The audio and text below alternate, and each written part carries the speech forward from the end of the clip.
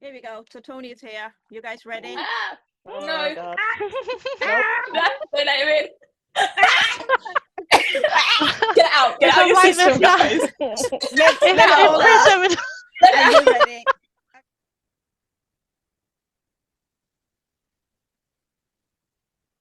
Hello. Hey. Hello, Hi. Can you hear Hi. us Hello. all? Can you see us all? I can hear you It is all. now time to introduce everyone to today's very special guest. He got his big break on Disney's infamous The Mickey Mouse Club. On the show for 4 seasons, he was part of the 1991 intake, including fellow Mouseketeers Rona Bennett, Kerry Russell, and someone called JC Chazé. Following the show's cancellation, he pursued his music career with a stop via the acting world. He's released 11 studio albums and 3 live albums, toured with Maroon 5, Kelly Clarkson, and our boys NSYNC, to name but a few. Now entertaining audiences all over the world as a touring musician with country star Brett Young, as well as finding time to host his YouTube Mo Verb Lounge sessions, we are so pleased to introduce you to singer, songwriter, record producer, and actor extraordinaire, Tony Lucca. Tony, Yay! welcome to the show. Yay! Welcome. Welcome. Welcome. Thank you for We're so that. thrilled. Illustrious. Yeah. Did we get it all right? Do you need to fact check us at all? Give or take a hyphen or two, but thank you. Yeah, I think that's it. That's great. Well, listen, we're so super excited to have you join us today. As you can imagine, there is a lot that we want to talk about and get through. Yeah. But to start, we want to take you right back to the start of those Mickey Mouse Club days. Yeah. So, if you may, would you please give us a brief history lesson on how you came to be on the show? Yeah. I mean, I was always kind of doing the music thing as a kid in Michigan. I'm from outside of Detroit, and so I was learning to strum and play music by around like 8 or 9 years old. And by the time I was 11, 12, I was in bands getting paid to do it, and was doing the garage band thing and playing around at local spots and whatnot. So by the time I was 14, that was really my main thing. Like I was gonna definitely continue doing music. Um, and early on, around 8 or 9 or 10, I guess, I went out for this modeling like fashion show thing, like back to school fashion show at our area mall. And I got it. Got selected to be in this fashion show thing. And that led to a couple like small fashion show things. I was like the little kid wearing a tux for some bridal wear thing, whatever. But the company that was kind of hooking those things up, they sort of had some ties to film and television projects that would come through. And though I was never really officially with them, they gave us a call once and said, "Hey, there's an opportunity for you to audition for a movie called Newsies," which is, this Disney was doing this musical film of Newsies, and I was like, "Oh, that sounds kind of cool." And so I went to go audition for Newsies, and when I got to the audition for Newsies, they said that I wasn't on their roll and that they weren't expecting me, that I was not what they were looking for today, and they said you might be here for the Mickey Mouse Club, and I I thought that was a joke, and no, I'm not here for some Mickey Mouse Club, because obviously at the time I had no idea that they brought the show back, that the Disney Mhm. Channel we didn't have the Disney Channel, so wasn't familiar with the reboot. But they said, well, maybe go check with those casting directors down there. They're on the next floor, whatever, such and such banquet room, and my mom, being an adult, she said, let's go at least check in and be polite about this and see if they were expecting you. Let them know there was a miscommunication and we're sorry, let them know. And I said, okay. So I went down to this other audition thing, and sure enough, they were expecting me, and I was next. And here we were with like, a bunch of kids, little kids in poodle skirts and like tap dancing and with portfolios and all this stuff. And I'm like, this is exactly what I said I was not here to do. And it was just like, I was pissed and 14 and like, let's go. I was like a little teenager. And my mom said, well, maybe just go in and see. Just go see what this is. And I'm like, no, I'm not going in and just, My sister was with me. And my sister is one of the most amazing people on planet Earth. She's a walking angel. But the music thing was just never really her thing. And being up in front of people and crowds, entertaining, just wasn't her thing at all. And it's something she honestly had always admired about me, but that's just a clear distinction that we had. It wasn't like a jealousy or a FOMO thing, but it was just like the difference between her and I. And yet she threw it in my face. She said, if I had half the talent that you had, I would go in there. Don't be a jerk. And I'm like, oh. So I went in, and sure enough, that's where I met Matt, the now famous Matt Casella, who was the casting director for the Mickey Mouse Club, and he's the one who found everybody. And he he got the biggest kick out of me because I had literally done absolutely nothing prior to this. I didn't know how to slate my name. I didn't know what that meant. I didn't know, what you're supposed to do and say, and how you're supposed to act, and what you're supposed to do with your hands. And I was chewing gum, and he was like, do you want to spit out your gum? And I said, no, I'm good. Like, just oblivious. But it was kind of a love at first sight thing for both of us. And what was pretty much a revolving door of these kids coming and going in and out of this room for 3 to 5 minutes at a time, for me was like 35, 40 minutes I was in there. And my mom was like, what the hell is this? And so that was really it. After that, he said, look, is this something you even want to do? Like, would you want to do this and be on a TV show with a bunch of other like kids your age that sing and dance and act? And I'm like, sounds pretty cool. And he said, because like, here's what's going to happen. I'm going to put you on tape. I'm going to submit your tape, and then they're going to fly you out to California to basically do it on, a little boot camp of what you'll be doing on the show. He kind of made it sound like all I had to do was say yes, and I was good. So I'm like, sure, let's do it, and then they send contracts, because if you've ever been involved with film and television and you test for something, especially if there's a major studio involved, they send you the studio contract. You have to sign the agreement before you screen test. So they send the contract. He told me this is it. It was good to go. Like, never having done this, I thought like, no, I already signed my contract. I'm on the show. But I went out to LA and thinking that this was just like some boot camp with a bunch of kids. Come to find out from the other kids that no, this is the final studio screen test. This is like final callback for this thing. And so I'm like, there was more than so there was like, I think I'm right in saying there was 10 of you who joined the show in 91. Did that callback and that screen test then have more than the 10 kids of you? So there was some people who didn't actually make it, despite having signed that contract, right? Yes, there were like 20 kids at our audition camp. They picked 8 of us, did another camp after us that yielded Kerry Russell and Jason Carson Blaine.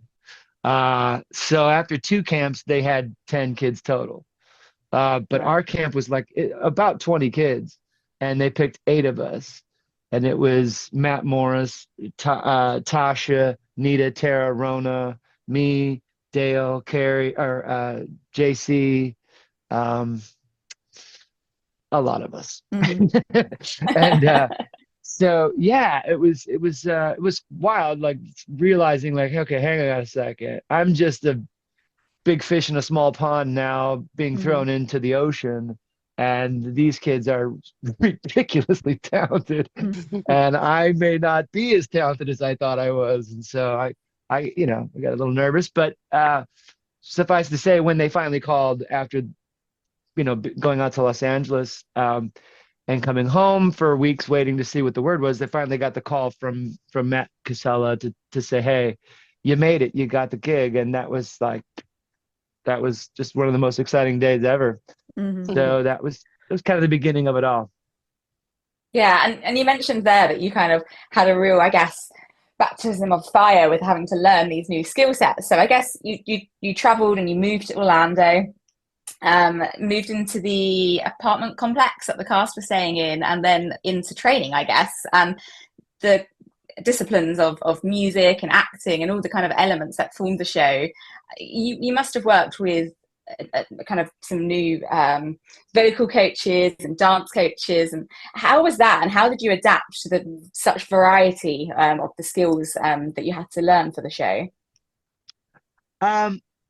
You know, it didn't really feel like an adaptation in that, like, I didn't have a whole lot of training or coaching going into it. I didn't have any disciplines or routines going into it. So it was really just like clay, or, you know, a sponge. We were all just sponges, you know, just teenagers, like absorbing it all and gobbling it up, you know. And by and large, because of the way that Disney does their thing, the sort of the whole reason why they go to the Michigans and the Illinois and the Oklahomas is because they don't want the LA and the New York kids who are already like, they want fresh canvas, you know? So we were all in the same boat with that for the most part. Very, very few of us had like been there, done that attitudes about any of this. And so that made it easy and great. Certainly in hindsight, looking back, it's like, oh yeah, that made for a really cool camaraderie. There was always a sense of competition, but it was healthy. It wasn't like anyone was ever above anyone else or anything like that. So that was cool. But no, man, it was really incredible. Like getting, because by the time we got on the show, you know, in 91, where, you know, we were, the show was a pretty well-oiled machine at that point, and they had really figured out how to schedule 20 some kids through a production grid and get the most out of their time and their paid hours, and how to maintain proper school hours, and how to feed us on time. And you know, like it was just because we heard war stories from seasons prior about like how poorly managed the show was, and that they were how like, you know, they were in violation of a lot of, you know, child labor laws and things that almost kind of didn't exist until around that time. So really, by the time we got there, it was a pretty impressive machine to be a part of. And so there was very little like pushback on our part. It was just, they gave us the schedule, and we knew at these times we had to be in these locations. And when we got there, we were learning what they had to show us and teach us. Everyone's world class at that level, you know. And it was all new, and we were all really enthusiastic about learning it all. That again, no one was too cool for school, because, you know, I could have had attitude going into the dance trailer, you know, but watching everyone else that really excelled at dancing, I was just humbled. I was, you know, like, wow, okay, I got to get my shit together if I'm going to hang with these guys, right? And at the same time, like, I realized when it came time to go into the music studio and record harmonies and vocals and do like one take performances and things, that was my bag. And I was one of the kids that set the tone in the studio for the other kids to not be fucking around either while we're you know, while we're recording. You know, the clock is ticking, we're working here. So I think we obviously sorry, go on. Go ahead. No, what you said. As we obviously couldn't watch the show over here in the UK.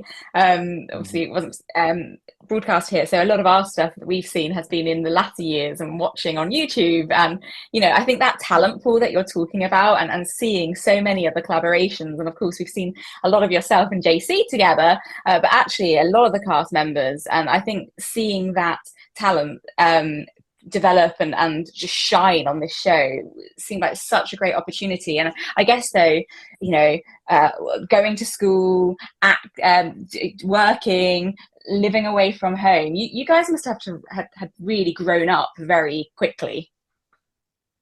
Yeah, there was definitely that. There was definitely, you know, and again, so much of my take on all of this, and my thoughts and, you know, perspective has been, honed in hindsight. Because at the time, it was just one foot in front of the other. And I don't mean that like in a survival way. It just was like, Yeah. hey, this is great, And so we were just doing it. We didn't realize how hard we were working. We didn't realize like what was going into this, or what kind of sense of responsibility any of this was. It was more exciting to be like 15 years old with an ATM card back in 1991. Writing checks to pay for my rent for me and my mom. Like I was a big kid for sure. Then again, I always wanted to be kind of grown up, and I always wanted to be older and more adult than I needed to be, and I think that's why JC and I became such really good friends, because he was just the opposite of that. Like he was not a class clown, but he definitely wasn't worried about trying to be, he was a great roommate in that he just would kind of remind me to laugh and relax a bit, which was very much appreciated, obviously. Yeah. And would you say then that you could pinpoint what your most memorable experiences were while you were on the show? Yeah, I mean, I remember getting, when I got to do More Than Words, Oh yes. which at that time in like 1990, 91, that was one of the biggest songs on the radio, and I was just a huge fan of Extreme, the band, that put that out. And I knew that song like the back of my hand. And I was just like, can we do that song? Can we do that song? Can we do that song? And they were like, it wasn't like some deep cut. It wasn't some, rare thing. It was like, let's get the green light and let's do it. And I was like, and me and JC, like we had already sat around the pool doing this song a million times. Like we knew how to do this song. And so when we got the green light to do that, and we got prepared for the taping, and I got to just sit on a stool with my dad's acoustic guitar, and just sit there and do as many takes as they wanted to do with this whole audience around. Like, just I was like, all right, I'm totally cool with this job. I will do this all day, every day, twice on Sunday. Let's go. And so I just remember feeling like, okay, yeah, this is where it's at. I like this so much so that I at the end of the season 4 there, my first season, me and one of the other castmates, a lady named Tara McNair. I don't know again how closely you guys followed all the stuff, but Tara she came in the same season as me and JC, and she was such a powerhouse talent. But after the season, her and I got to go out to LA to do some press, to promote the new season of the show, doing like Entertainment Tonight, morning news affiliates across the country. It was a lot. That was a lot. It was like, whoa, this is awesome. We're in LA and going into all these TV studios and doing remote satellite stuff with a thing in my ear, and I'm listening to someone in Houston talk to me about it. I was like, whoa. It was cool. It was really cool. But we did some wheeling around with one of the executives, this lady who she actually worked at the Disney Channel, and she would fly down to Orlando once a week for the tapings. Like she was coming and going all of the time, and she represented the channel. She was kind of the final backstop to anything we wanted to do. If something got 86 or we were denied like something, we tried something and they said you can't do that, or you can't have sideburns, you can't have facial hair, you can't have any of this and that. It was usually her that was yes or no on everything. So while we're out there doing this press junket, I realized like might be my opportunity. And I'll never forget, like we were in the back of a limousine. And I was just like, Made it. it was like, I was 14, I was 15. So I wasn't like, there wasn't any booze involved. There was no drugs, no nothing. It was like, it was just child stuff. But I was like, so, Lynn, about next year. And I just said, how about I'm the guy that gets to like do like a piano or a guitar song at least once a season. Like I get to come out and just do that, right? And she was like, okay, I applaud your ambition, and you guys did do a really good job with that More Than Words song. And I don't, yeah, maybe we could, so as long as we get the right song, I would be willing to support that because I think you could do it. And it's great to see that we actually have musicians on the cast. And cool. So I just like every year was like, okay, can we do everything I do? I do it for you. Can we do, so literally by the last season, we got to do, JC and I got to do 2 songs, When Can I See You Again? And, and the Richard Marx one, Now and Forever. And like, I would have made that a weekly staple of the show if I could have, just because that was me completely in my element. I honestly, like, there was not an ounce of nervousness or anxiety or stress getting those things together and getting those numbers prepared and being able to just sit there in that spotlight with my boy, like just doing it. I really enjoyed those moments most. Yeah, that sounds amazing. I mean, you talk about your boy JC. How did your friendship develop with him during your time on the show? It was instant, like out in LA when we got out to LA during that boot camp executive callback. It was we definitely got a kick out of each other, and we were, both kind of similar people on paper, like 5'10" white guy from, and then right away, like as soon as we got down to Florida, or once we found out that when they called us to say who you got the job, we were like, well, who else got the job? And when I found out that him and Dale were 2 of the other, castmates, I was just like, yes, like, this is gonna be awesome. And so when we found out that we're all gonna live with the same apartment complex, it was like, yes, yay. It was great. It was really great. We just couldn't wait to like hang out, become buddies, and learn, get to know each other. So like it was right away. And like after the first season, before we went back for season 5, I had like a midwinter break at school, and we had been in touch during the off season, and I got invited from him to come out to Maryland to stay with him and Jason Miner, who I'm sure you guys know that whole backstory, but those guys were mates coming up in school and buddies going into the Home House Club thing. So it was just great. I got to go out to Maryland for my midwinter break and kick it with these guys and hang out for the weekend. We went to DC, got silly, and just like really hunkered down on the bromance. Then as the show continued, we always made sure that we were staying at the same apartment complex, and that we were, they were always putting us in the same dressing rooms, obviously. And it just was, total lockstep in most capacities. We never had any beef or any falling outs or tension or weirdness. We were always kind of there for each other. The final season, Dale and I were 18, and which meant we were legal and didn't need our parents to come down and stay with us. JC was still 17, to be 18 later that summer. What's it, July or August? August 8th. August the 8th. Yeah. And so we had, to be exact, you had to ask us that.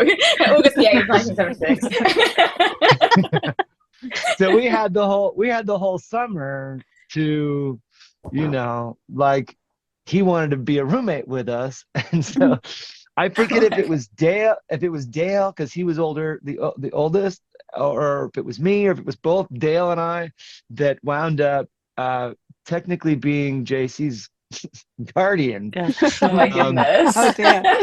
Doesn't sound good. so that he could live with us without without his dad or anyone having to live with us as well. We got to get a 3-bedroom apartment on like the Universal City, the Universal side of town, away from Disney, and had this really sexy bachelor pad with leather couches and a big screen. Cool. Yeah. It was fun. It was really cool. And it's something that we've joked about forever, that Dale and I were his legal guardians. How did that play out with his parents? Like, did you have to get their permission to take on this guardianship of him? If I had to guess, I would say it was his dad's idea, his dad was like such a cool stage dad. He was everybody's stage dad. I just to this day, I look back and think about so much hilarious Southern proverbial wisdom that guy bestowed upon me and all of us. He's a one of a kind guy, and really enjoyed him. And we just all had a deep love. Our parents were all really great friends. And there was, I mean, even prior to the final season, my mom would dip out for like weeks or months at a time, and JC's dad would sign on as my guardian. Because the truth of it is we weren't, the corral was pretty tight, and it wasn't punitive or disciplinary, and it was our corral. It was our preferred corral. Like, we got up, we set our alarm clocks. We wanted to get to work on time. We wanted to get our schoolwork done. We wanted to practice for dance numbers in our free time. We wanted to go to the gym and work out. We were in charge of our lives and our work, and that was a pretty cool thing. What did the parents do while you're doing all the Mickey Mouse Club stuff? Like, did they just hang around, or did they go out to work in that area? Or I've always wondered what they did. Yeah, some parents, some families all relocated down there, and they got employment in the area, or were working from home or remote or whatever. But most families had to kind of divide and conquer, where they would stay in their hometowns and one of the parent would come down. There was ample time for them to come and be on set or be in like their own green room to watch the tapings when we were taping. Otherwise, for the most part, most of the parents were entertaining friends and family that would come down, and we would, Mouseketeers, we would get all of our guests into the parks in the morning, and our parents would usually go out and, spend time with friends and family that were in town visiting, because they could come do Disney for free. A lot of them went a little stir crazy, I think, and struggled with that whole notion of not feeling entirely necessary, like needed by their kids who are teenagers to begin with. So you don't want your parents around, but like, we were autonomous. We had our marching orders. We had our work to do. We had our friends' time, and I know it wasn't easy for a lot of them. For the most part, there was a lot of idle time, but yeah, a lot of them got to know the area, would go on day trips and get in the car and go on little road trips out to the coast or explore Orlando and all that. But yeah, it was. I know there was probably a lot of stir crazy. Yeah, but that was about it. And obviously, you're talking about your friendship with JC, and of course, he also developed a friendship with Justin when he joined the show 2 years later after you guys, so I guess 93. Could you tell from looking at their friendship developing that there was a connection between them at that early stage? No. Oh. I don't mean like there was no relationship. It's just like, to put it very simply, during our time on the show, there was the older cast and there was the younger cast. And though we all got along and, you know, appreciated each other for talents and had all these inside jokes from skits and things that we did together and dance numbers that we would be in. Mhm. And just it was all very much mutual admiration. There wasn't a whole lot of friendships between the two casts. Mhm. Um, there were a couple of cast members that fell age-wise in between, like Nikki DeLoach, Matt Morris, and Jen McGill. Like Mhm. they age-wise kind of fell in between the older cast and the younger cast and had a little more hang time on both sides of the fence, I guess. Mhm. But as far as like JC and I mean,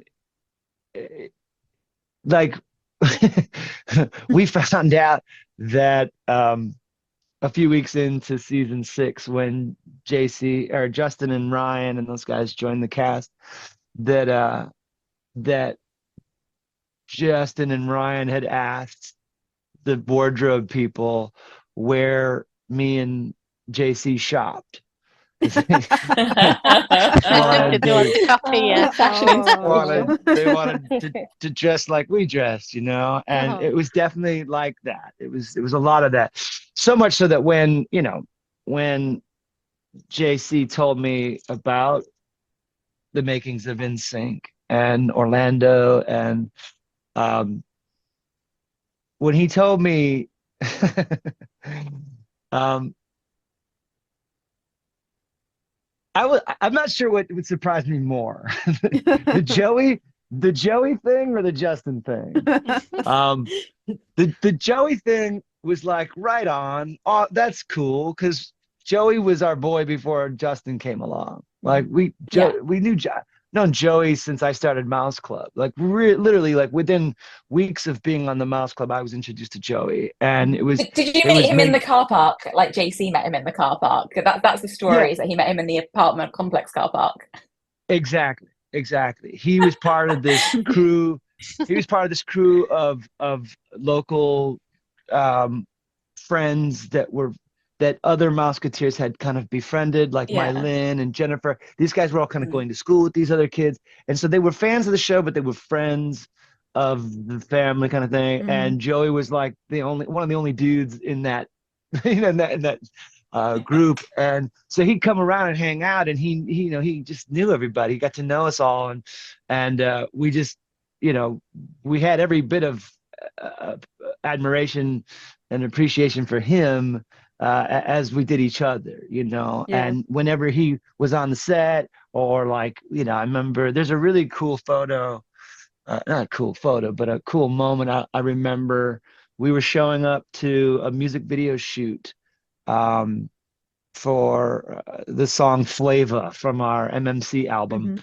And there was like a club scene in this music video, and we all had to go to this club venue in town, and all the extras were scheduled to be there around the same time we showed up, and Joey had signed up to be an extra that day and to be in the video. And so we were showing up to work that day, and it was just like super early, and we're all just like, sleepy face and coffees in our hand, and we're outside, and the sun's bright, and Joey was there, and we're all just like hanging out before the shoot. And someone got a pretty cool photo of like me, JC, and Joey. And but so when he said that Joey was in the band, I thought that was cool. You're finally gonna get to work with Joey. We'd all seen Joey play, in some of the plays that he did at Dr. Phillips. So like Yeah. I knew he had the stage thing and was a good dancer and strong singer and just a fun as hell guy to hang out with. So that was cool. But when he said Justin, I was just like, really? Justin Timberlake? Like I think one of my first questions might have been, did he have like a growth spurt? Well, he and did. and he's like, and JC was like, no, dude, for real. Like he's really cool. He's become a really cool kid, and he's like tall and kind of filled out now, and he sings really well. And like, yeah. I was like, wow, okay, you know, and I said, well, that's cool. That's cool. He said, but then he told me that another one of our Orlando homies, Jason Oh was yeah. in the band. Mm, And that's right. that was just like, wow, that's crazy. Like, I mean, I knew Jason fairly well. We'd hung out, and I think we'd all smoked out a time or two. Like I knew he was a normal dude, like cool, and like not an industry brat or some ham or hot dog. He was just like a laid back dude. Um, and so but I had never, so I knew the whole band except Chris. I had never met Chris. Ah, And but obviously JC explained what role Chris had in it, but as well the Robin Wiley card. You know how Robin Wiley was sort of instrumental in yeah. pairing everybody together, and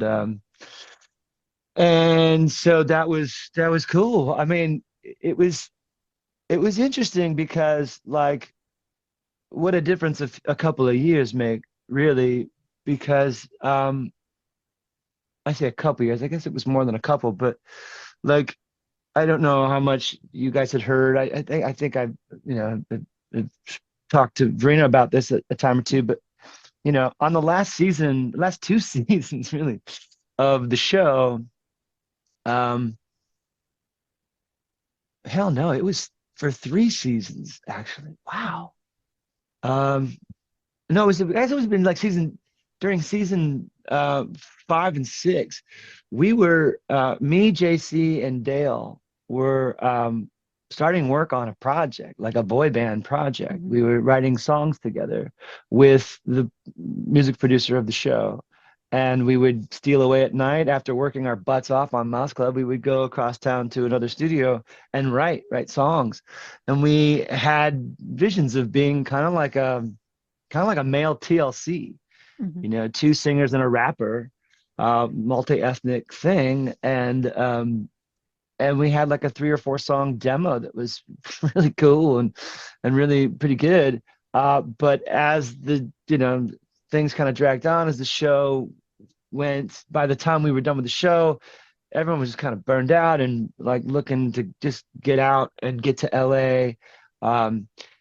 Dale stayed in Dallas for a little while. JC and I moved out to LA around the same time, and uh, maybe we're gonna try to continue putting this plan together of a band thing. But my acting career started to pan out, and JC wasn't really auditioning for stuff as acting, and was kind of doing his music thing on the side. Was kind of not into LA, and left town. So we just didn't have enough traction or passion about this boy band thing back in 95, 96.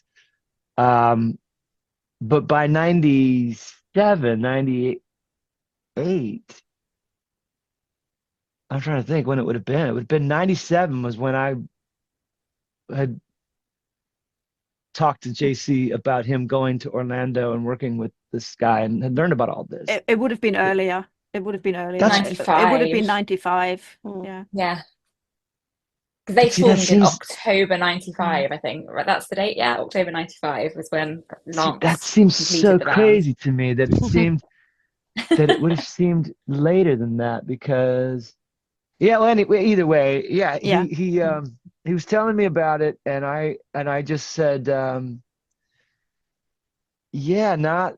not my cup of tea. I'd already made my first album. I was already like on to making my own, and but I was happy for him. I was like, that sounds cool, man. That sounds like um very exciting. That's great. And but strangely at that point I didn't even have FOMO about it. Like Yeah. it wasn't like, oh shit, or you got an extra spot, like I just didn't think about it. It wasn't on my radar. But yeah, I don't even know if that fell off the course of your question or if I jumped ahead in your that's great. timeline or what. No, that's great. I mean, what is making me wonder is you mentioned you were out in LA and you got an acting job. Was there a point when you decided whether your heart was really in the acting world or the music world? Because you've obviously done both.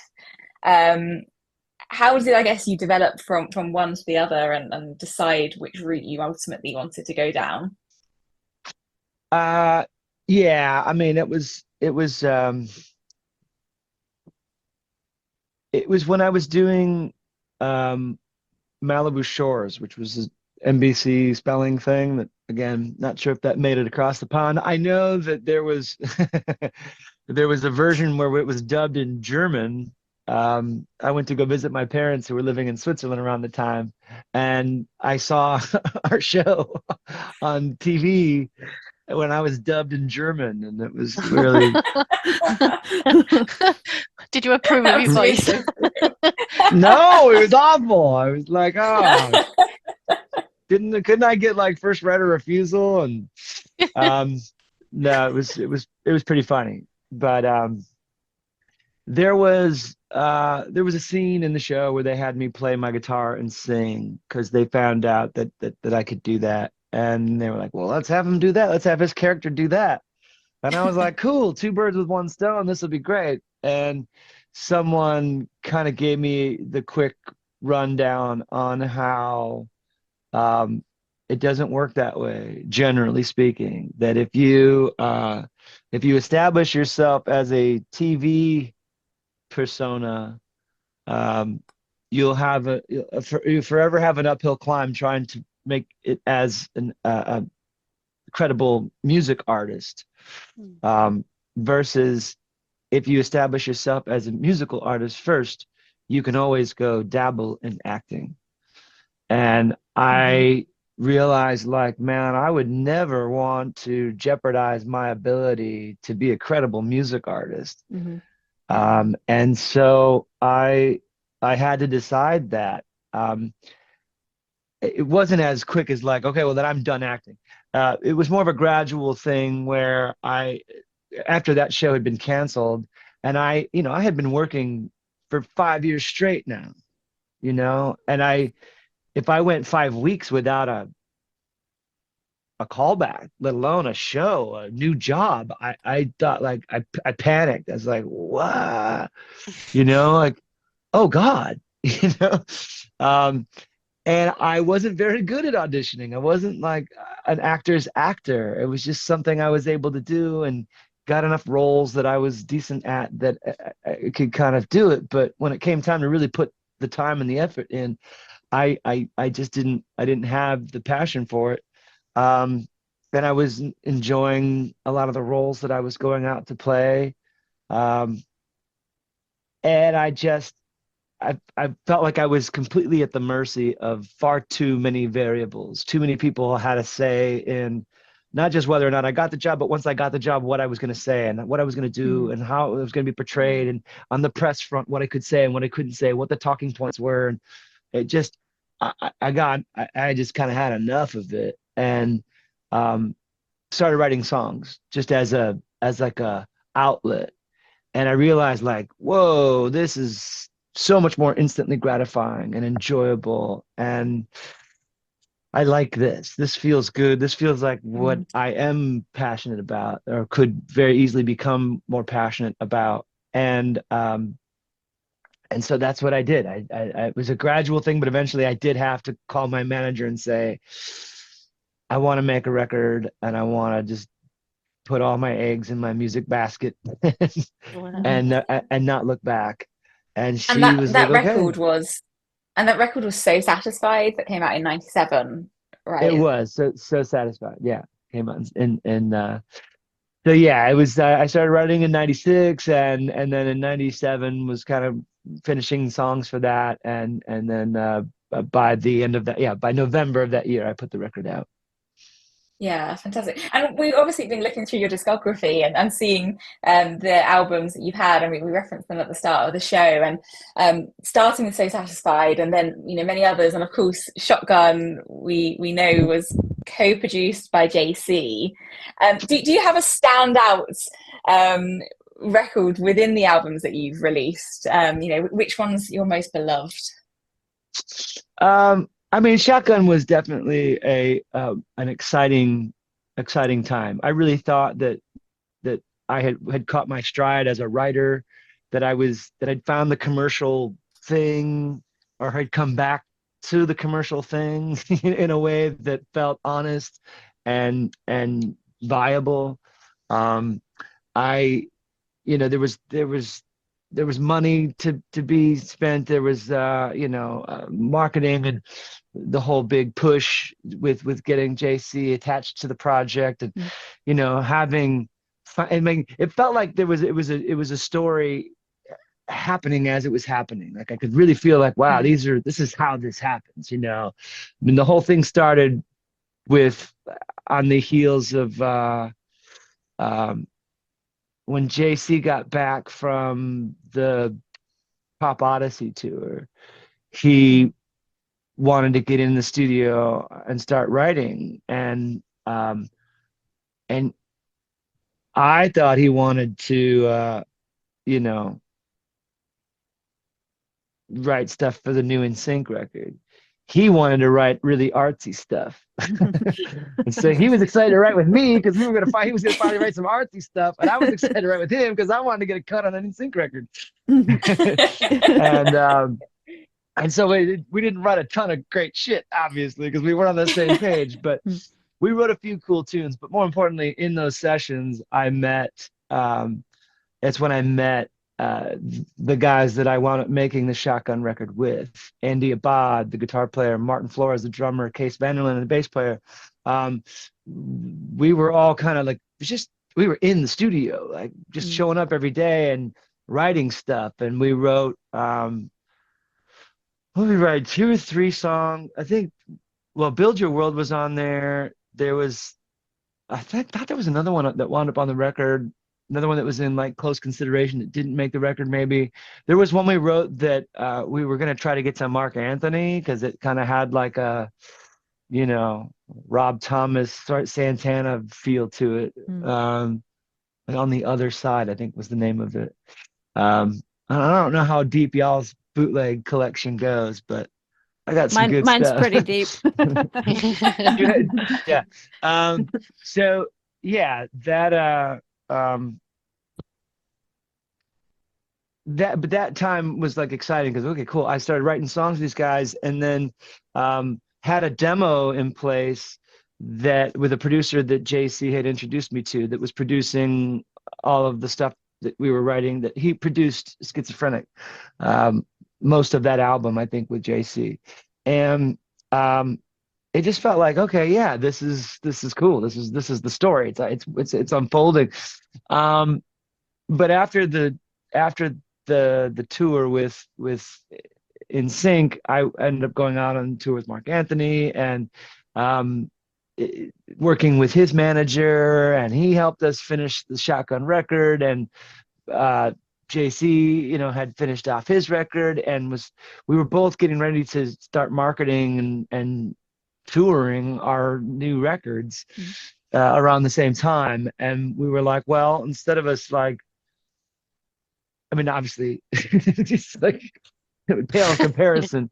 Like he had Jive Records, and I had Dale. But You probably still picked the better straw.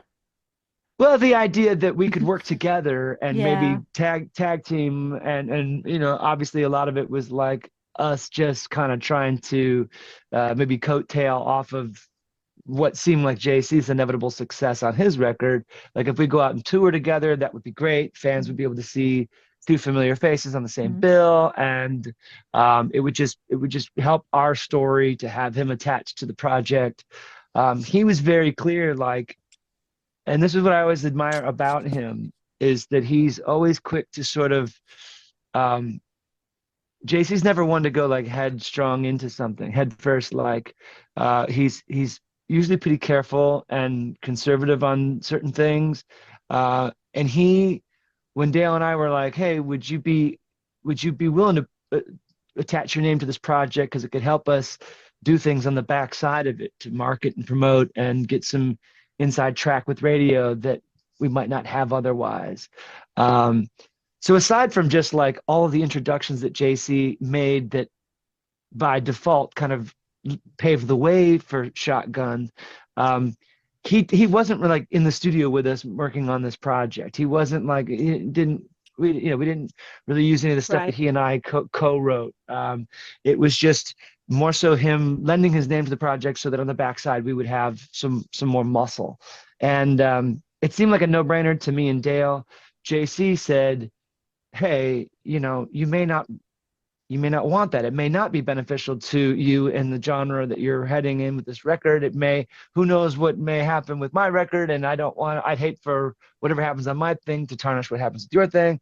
And then almost to like demonstrate his point, the whole JC or the whole Justin halftime thing, which led to JC getting canceled from the halftime thing at the Pro Bowl, like all those sort of trappings that occurred that, just that's kind of exactly what JC was talking about. Like he was affiliated with JC just because of, hey, they're in the biggest band in the world together, but it was close enough a relationship that even the NFL was like, nope, and I that was an important lesson for me. I remember thinking like, wow, okay, I thought we've been in this business as long as each other. We know about the same amount. And I was like, no, clearly this whole NSYNC experience had given JC an incredible leg up and an incredible like wealth of insight and in industry knowledge that I didn't have as an independent artist, So I was really grateful to him for that.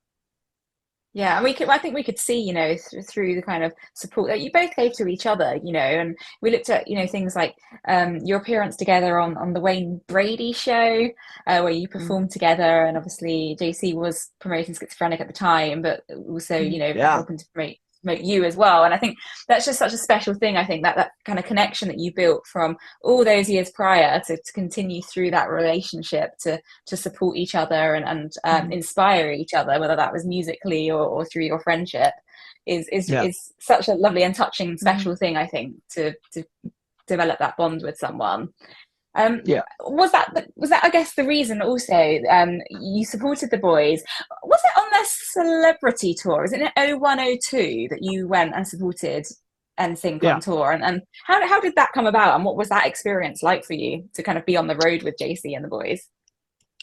I mean, it sort of hatched out of that whole time of us. Well, okay. I don't know how much of this is public knowledge or what, but it's or how much Verena may have shared. But I during the Pop Odyssey tour, right before the Pop Odyssey tour, I had just returned to town after leaving Los Angeles to come down here to Nashville to try. I got a record deal that I was trying to make happen, and it didn't happen. I went back to Michigan for a minute and then made my way back out to LA in early 2001, and was couch surfing and floating around town and just drifting a bit and playing shows and writing songs.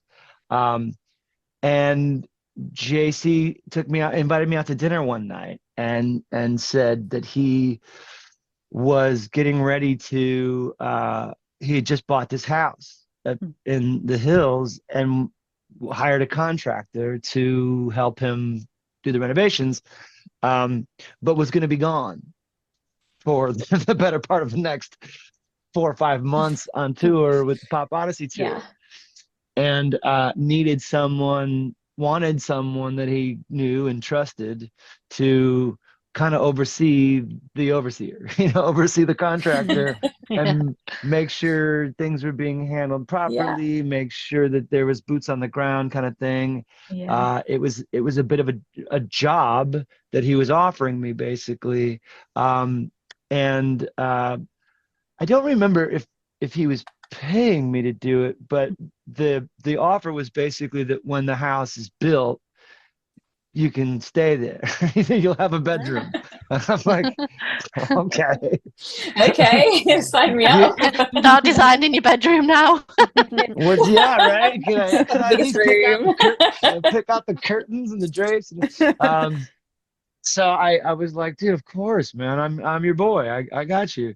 And so yeah, I spent the better part of the spring and summer of 2001 um taking care of his place and seeing to it that it was getting done and dealing with his contractor and getting things paid for and like it was really cool. It was just like right on. So when the tour, about right around the time the tour was over, the house was pretty much done. It was completed, and he got to come home to a you know finished house and furnished it, and we were living Was he together up happy? in yeah, he was totally stoked with it.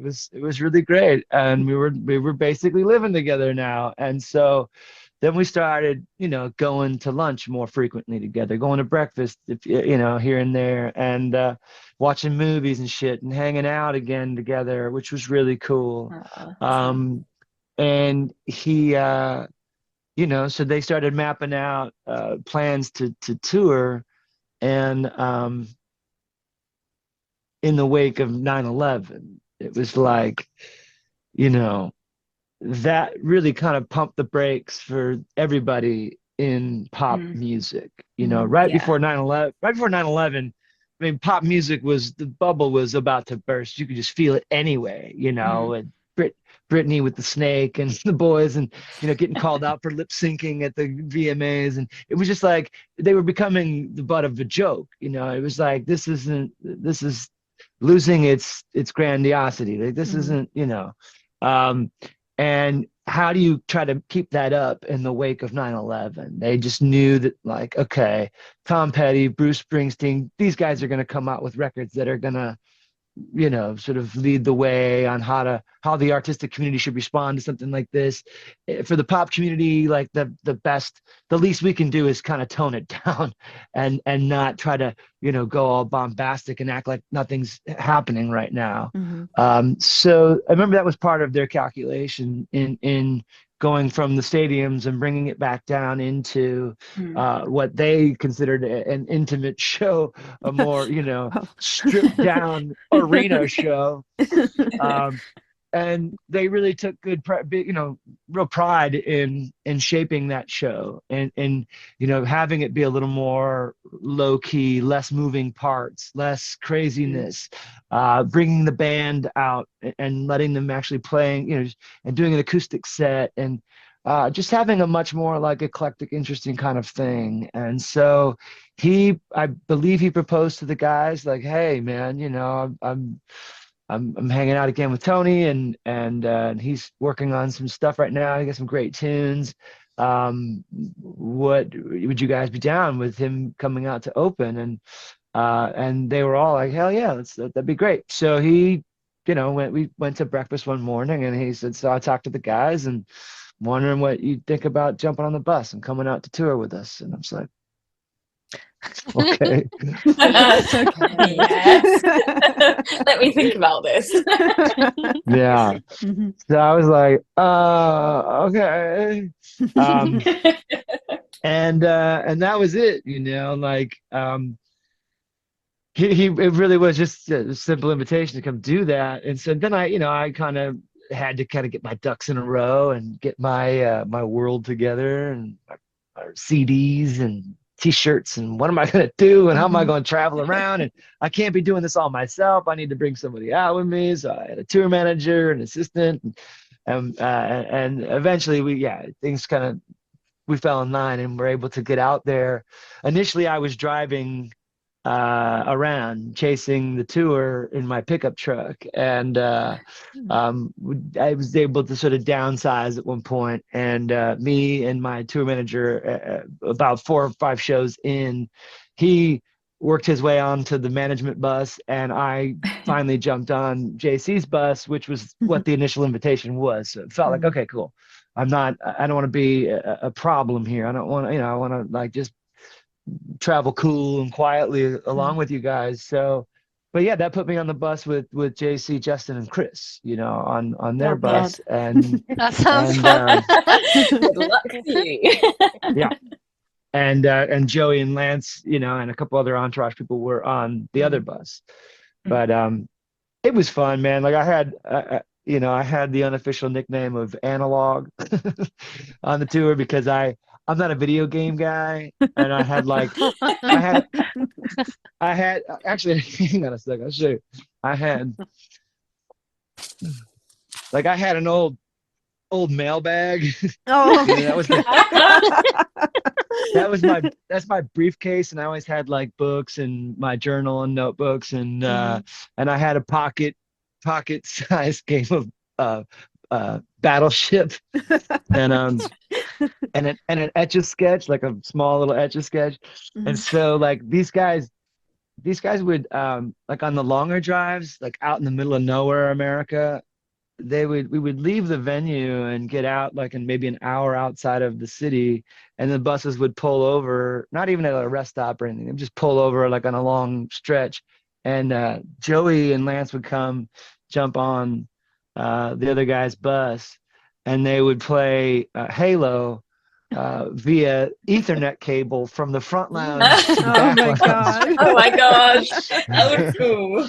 And I would just sit there on my etch a sketch, like watching. And I felt like that's what I felt like, the old guy. I was like, yeah, I'm Professor Lucca. But it was a blast, man. Like it was really cool to see them as a unit up close, day in and day out, to see what to kind of, you could just see what they had been through, what they had kind of accomplished, just in the way that they handled themselves on a day-to-day basis. There were a lot of like behind the scenes things that I was like, what? Okay. I kind of couldn't believe it. It was like, oh yeah, you guys are the biggest band in the world right now. Of course you would have all these various shenanigans going on. Also, but I also remember like there was a night when I think we were in Houston maybe, and because man, because Genuine was on the first leg of the tour, Yeah. and that was mostly West Coast, which is mostly press, mostly high profile shows, not a lot of fun. The audiences are like, I remember JC being like, yeah, dude, the audiences in LA and Vegas, they're all just like super pretentious in a lot of ways, and they're kind of like dressed up, and they don't want to fan out in front of each other. He said, but you get out to like North Dakota and Wisconsin and Minnesota, and those girls don't care. They are going to show you how much they love your music, and those shows are far and away superior to the coastal shows, and I was like, oh wow. And sure enough, man, he wasn't kidding. He wasn't wrong. But also like once we got to Houston, Smash Mouth joined the tour. Oh gosh, and yes. and that was like, what decade am I in right now? Like it felt exactly like Almost Famous. Literally just like Almost Famous, backstage when you just see everybody and you're just like, what? It was a ton of fun. Everybody had a blast with Smash Mouth when they were out with us. And then P. Diddy joined us for the East Coast. So it was like, wow. So random. like, what is my life? But I think it was when we were in Houston after the show or somewhere. We were somewhere and we went to a club. It was one of the nights where we got to go to this club after the show or on a night off or something. And it was fun, bottle service, the whole NSYNC club thing circa 2001. And I wound up on the couch with Justin, and I remember asking him like, so how does this tour feel compared to other tours?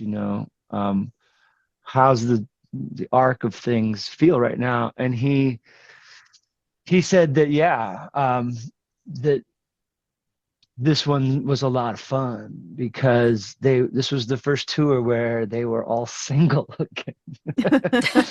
um, and so yeah, there was a lot more.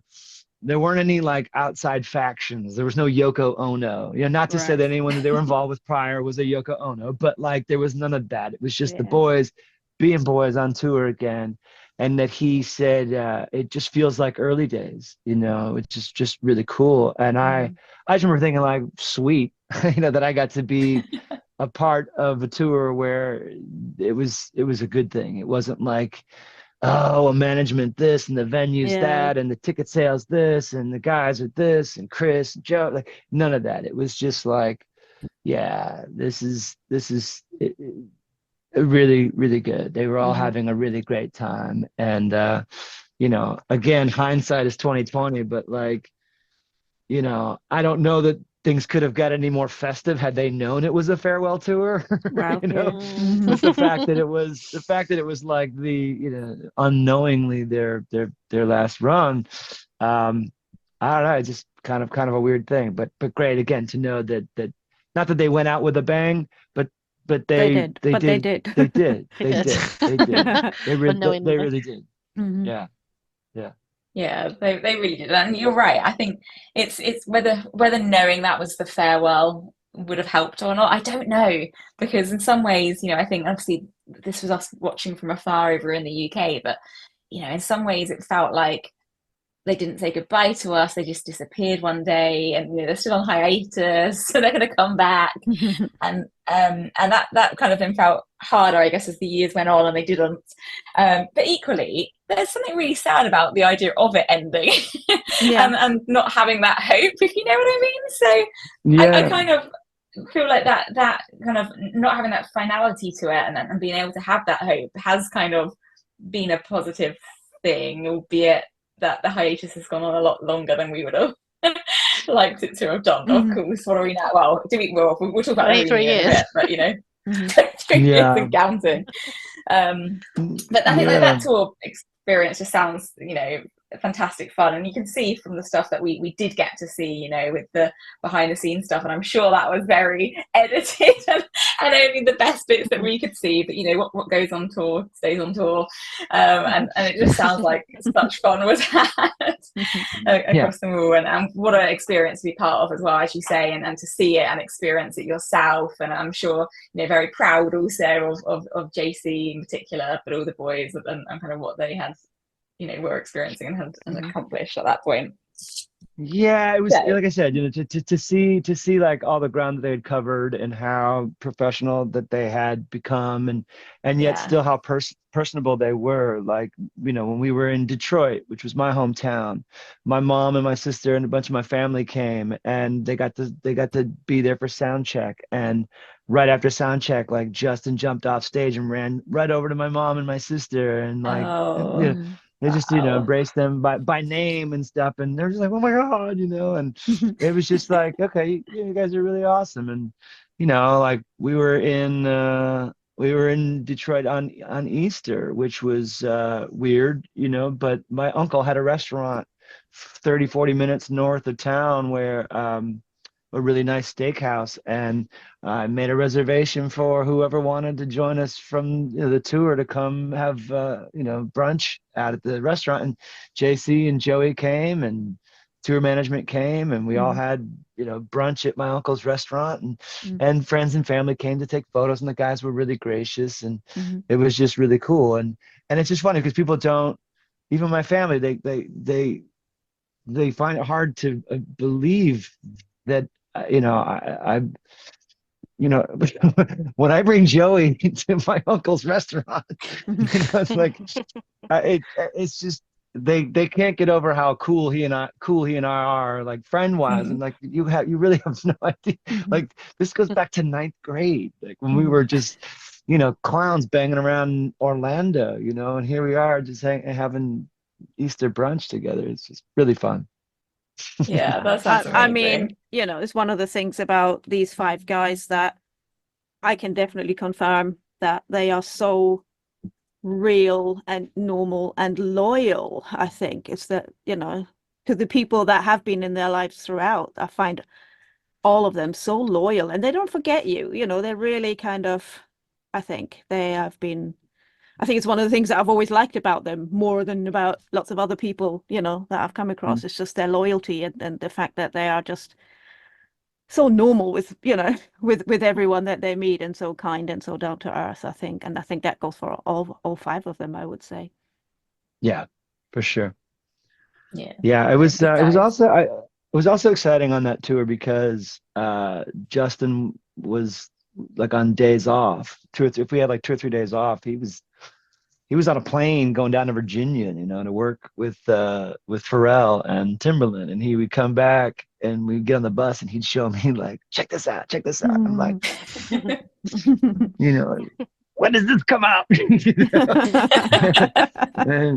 and to see him like totally like just chomping at the bit to not go solo, because that wasn't like, you know, again, but just like he was in it, like really catching his stride as a writer and producer, and you know, it was just super cool to see that happen, you know.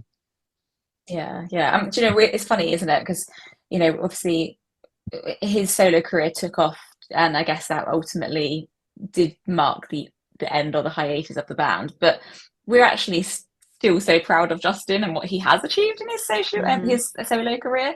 And then that's the thing. I think we're both NSYNC fans, we're JC fans, we're Justin fans, and I think the fact that that music's continued on. Sometimes I listen to Justin songs and think, oh, I wonder if that would have been an NSYNC song, and I wonder what that would sound like with you know, JC singing a verse or something. But we're so proud of that, and I think that first Justified album was you know, a fantastic entry for him into the market, and actually he had probably a bigger success than the band did over here in the UK. So he's toured many times here. You know, the boys have never toured the UK. We've never had the opportunity to see a show from them because they never came. Their world tour didn't actually leave North America. And much to our annoyance over here. Yeah, it was the USA and Canada, right? That was the world tour. That's the world. That's the world. The world. Yeah, but Justin has obviously performed. I think we've all seen Justin over here several times, and obviously hoping he might come back again soon. And so, yeah, I think that's really special to hear about what that time was like at the time, because as fans, it was, I guess, a bit of a bittersweet thing, right?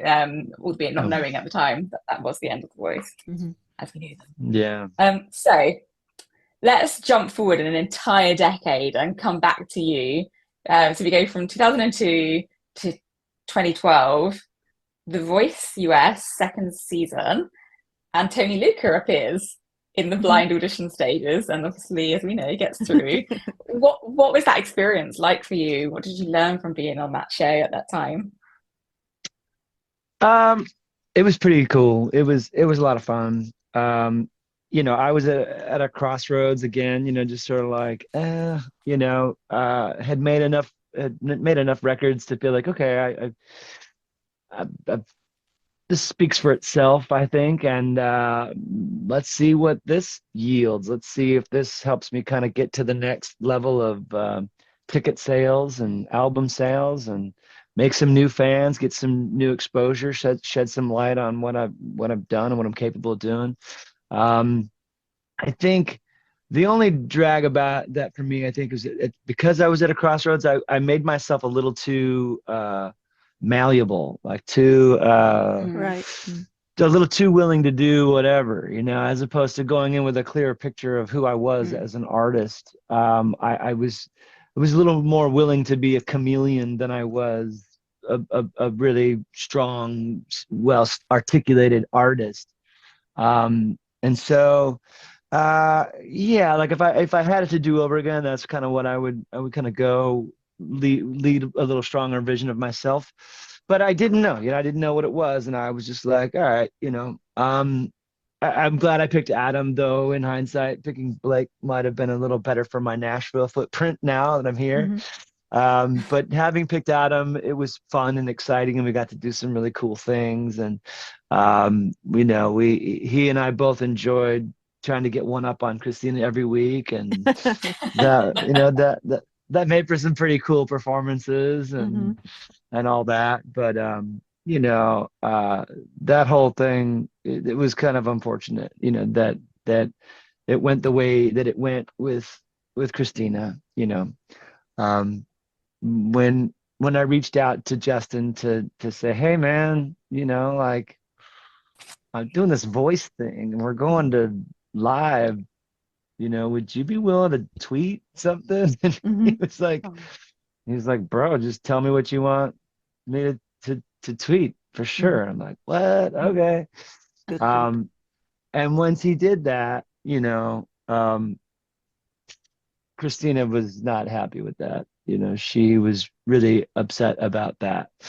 And she Mm. raised, I guess, a valid point in that, you know, hey, if we're going to be picking, you know, singers that aren't brand new and aren't amateurs, but like semi-established, that have other celebrities in their sphere of influence and relationships with other people, you know, to what extent are we going to let that help dictate a winner versus Mm, someone's yeah. ability to out sing other singers?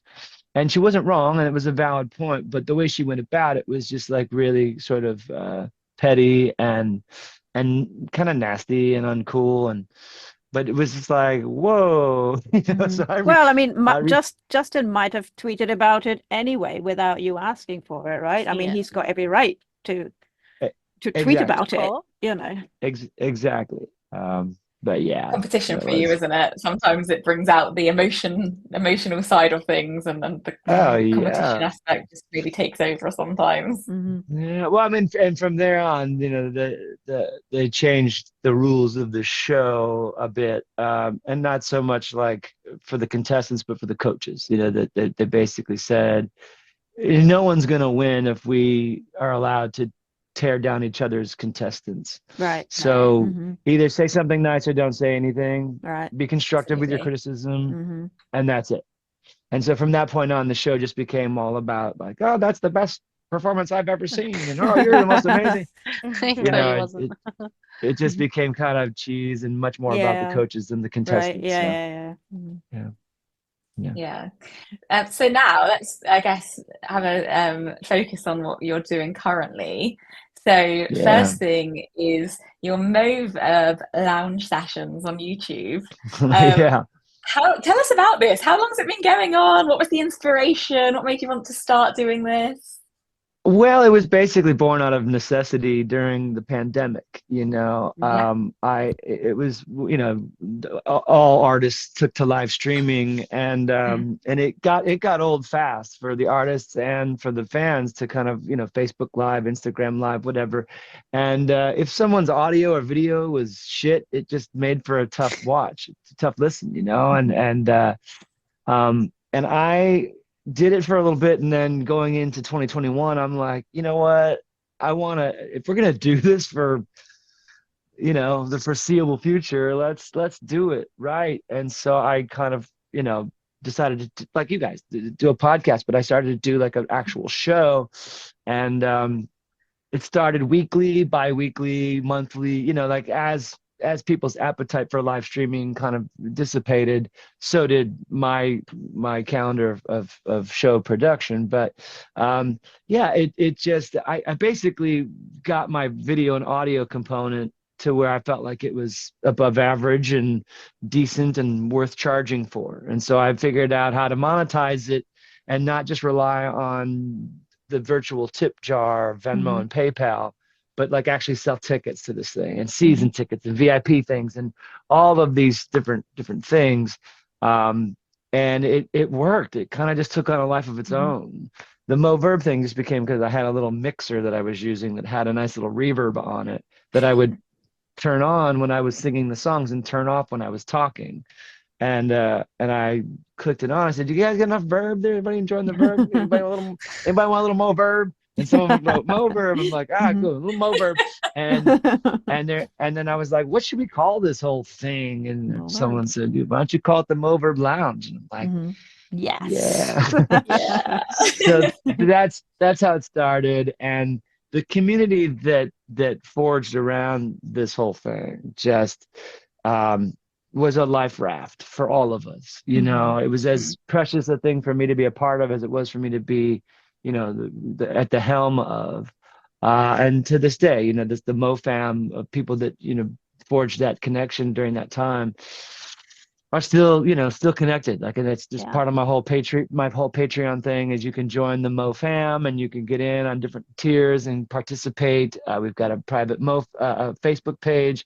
I do monthly Zooms with everybody on the first Monday of the They're month. always I at a do. wrong time for me. They're always in the middle of my work hours. And I can always Yeah. watch it afterwards, and it's like I missed it again, you know. Yeah, it's Yeah. not the most convenient thing for For the UKers, yeah. UK for sure. Yeah. But we do have, you know, I do have fans in I've got a couple fans in England, a couple fans in I got a fan in Spain, one in Singapore. It's an international community, but Oh, it's a great community. It's so fun. It's so welcoming. It's yeah. amazing. I love them all. It's really good.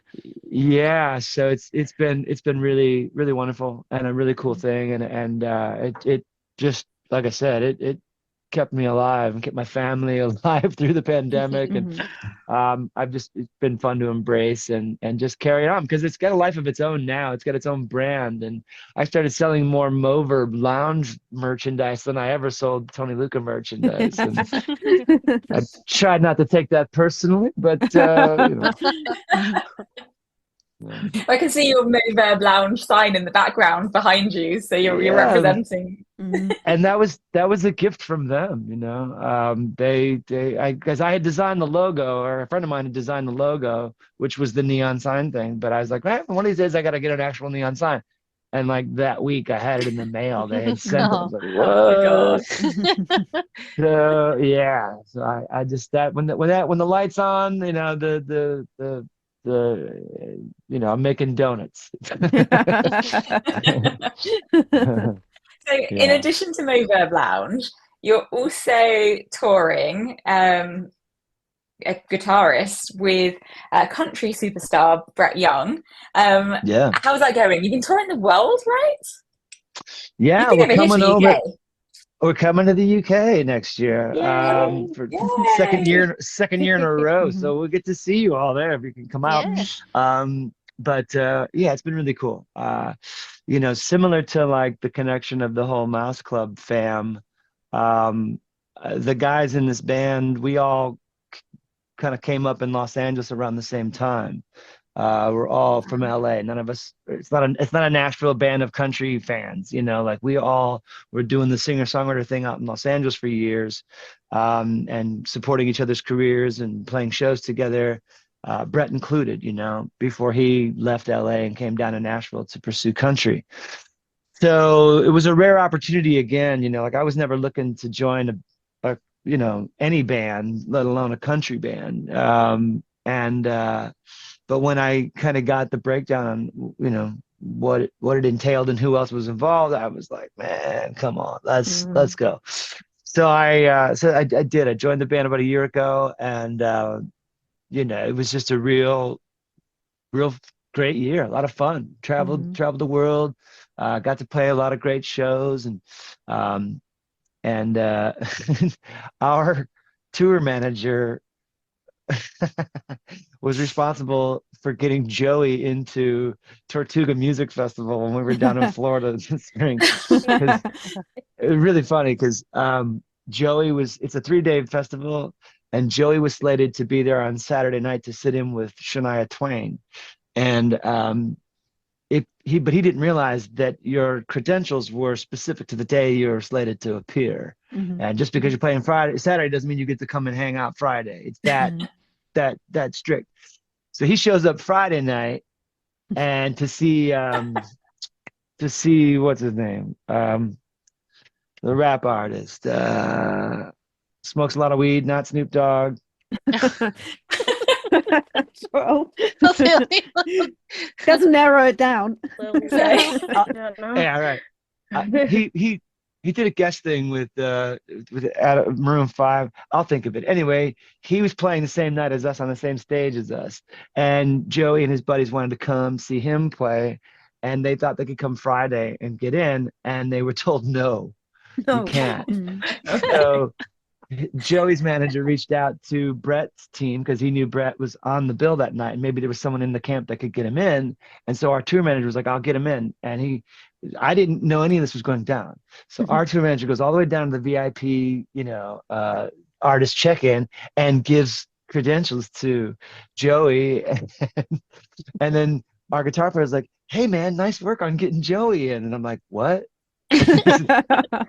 "Yeah, Joey Fatone's here." And I'm like, "Where?" Oh, And, wow. and so he was up on stage, and it's not Wycliffe. Who the hell am I thinking of? Um, Gonna have to Google it. Rapper who I'm gonna smokes a have to lot of go. weed. Yeah, right. He was watching his show, and we're getting ready to go on. But I run up on stage, backstage, where he was standing, and like just grab him from behind, and he turns around, he's like, "Bro, what?" And so we spent the night, hanging out on the tour bus and getting caught up, and actually that's when he told me about the reunion, and this was back in like April, and I've had to keep it Oh. I had to keep it quiet all year, which was cool. But I was so excited for him because they were also excited, rightfully so. Yeah. We But yeah, wanted to like I ask you would, about that. We yeah, that wanted would. to I mean, say, how did you find out who told you? So it was Jerry. it was Joey. And I don't say that to throw him under the bus or get him in any kind of trouble because, like, if anyone could be in the know, come on. Circle of trust. You didn't give But anything yeah. away to me when I was pushing. Yeah, I mean, like I didn't even go to Chris and be like, "Yo, Joey told me the news." Like I didn't do any of that. I'm like, all right. Again, like I appreciate him telling me that. It's cool. I was very excited for him. But yeah, we didn't tell anyone anything about that. So that's how that went. So there's no point in us asking you what else they've told you and what's next when the tour's going on sale. I know, right? No, Come on, Tony. no. I only know a little bit more than most people right now, but that's not part of what I know. I don't There's know. something to know. In fact, I didn't even. I don't even think it was. I don't even think he told me it was Trolls related when he told me that they Oh, had wow. Oh. new music and that it was all happening and that it was like Justin initiated, and I was like, what? So yeah, that was the extent of it. But when I saw the whole Trolls thing going down, I'm like, no way did they not tour in 24, and I will say I'm probably as surprised as anybody that they're gonna wait on that. I thought for sure that might happen, but Well, I think it makes Still sense helping. to wait for Justin if he's got all his stuff ready. I mean, he's had his stuff ready for Yeah. a couple of years now, hasn't he? So I don't know if that's still going ahead, but I assume that, Justin is going to go first and go on tour and release an album. And I mean, that's what we're being told. yeah, We've all been. That's the Well, story. right. I'm here for it. I'm here for anything. So Yeah, that's what I heard as well. And I mean, yeah, it's tough to sit on something as long as he's probably been sitting on something and not feel like yeah, you want to get that out and feel like it's timely. I just think like the momentum that's true. yeah. in today's That's like true. 15-minute news cycle kind of attention span, I Yeah, would have imagined that shortly after at least the release of the film that they would have done it. I don't I know if agree. there's Yeah. like a contingency plan in place, like if the song reaches this benchmark, then they'd pull the trigger on it, or if it didn't, then we'll wait. We'll put out a couple more songs. Like I don't really know Yeah, what the I think in the fandom, like we're really trying so hard to keep the momentum going. That we're Yeah, always sure. pushing the next thing, and we're looking for the tiniest little tidbits. But at the moment, it's like all of them doing individual things. So we're keeping that going. yeah. But yeah, I mean the NSYNC thing, we kind of expect not much togetherness for now, I think. Yeah. Well, yeah. And I think that it looks like they're all kind of getting ready, getting Yeah, in Yeah. shape. yeah. Say they're And talking. you Changing. know, we'll see. We'll I see.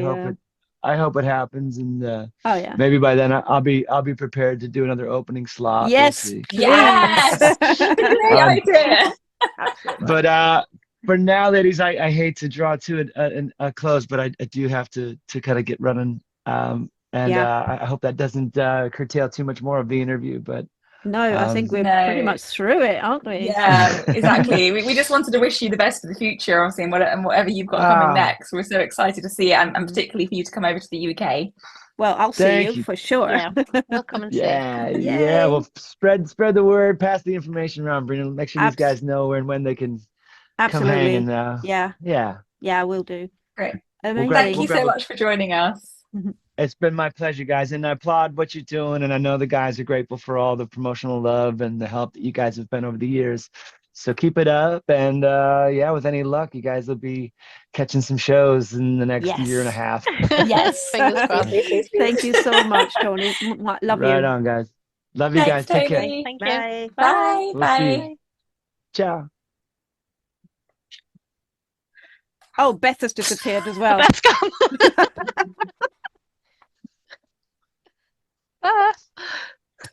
Hey, Beth, come back.